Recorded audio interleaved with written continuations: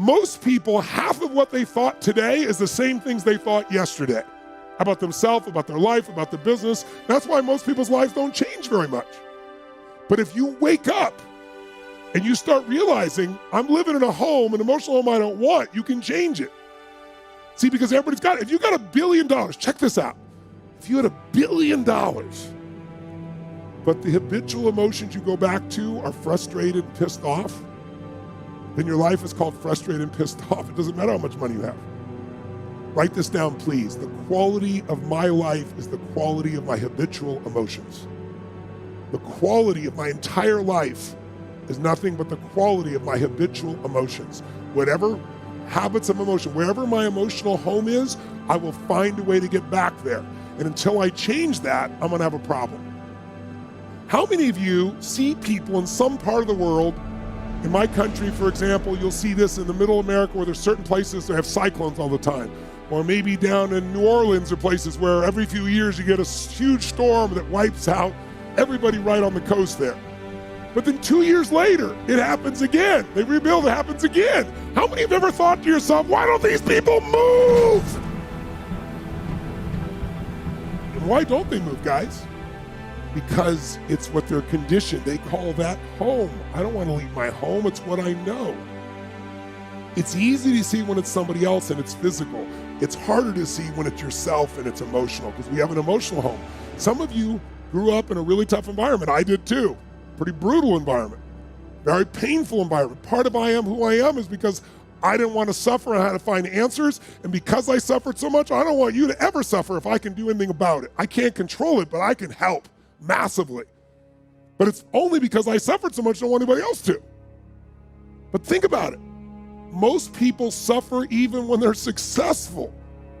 Listen, if you're successful and you're not fulfilled, that's the ultimate failure.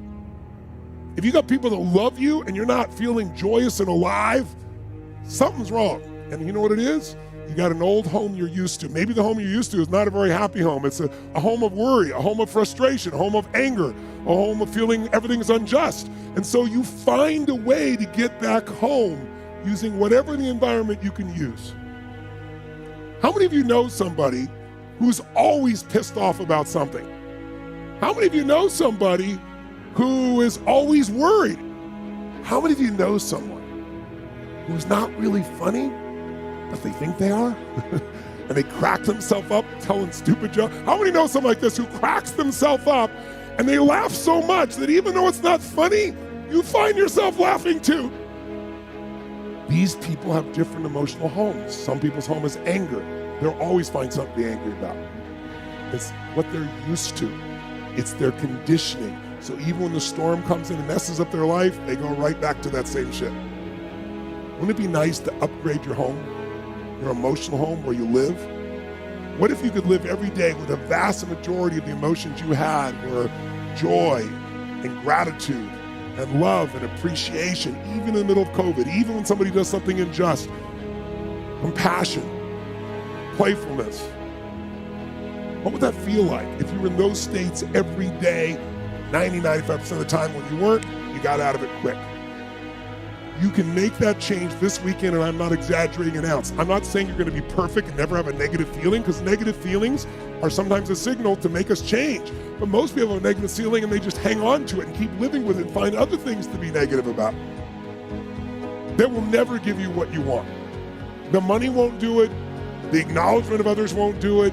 Everything you think will do it will not do it. Only one thing will do it. You drawing a line in the sand and making the most important decision of your life that you're going to live in a beautiful state no matter what.